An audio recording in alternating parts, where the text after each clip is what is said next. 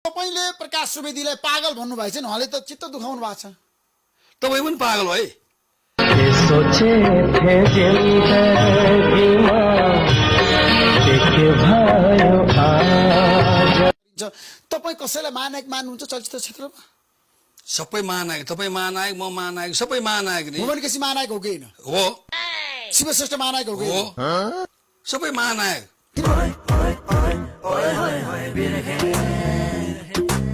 होइन, तपाईँ चाहिँ कस्तो गुन्डा आज नेपाली जनतालाई बताउनुहोस्। म एकदम हेल्पफुल गुन्डा हो। म चाहिँ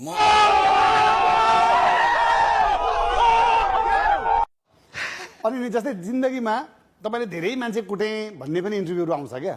हो। 2 वर्ष त 1.5 वर्ष 2 वर्ष कुटेर नान प्रधान हामी ग्रुप मिलेर। त्यो बेला तपाईँले यस्तो पत्रिका तपाईँले गएर खाइछ होला कि?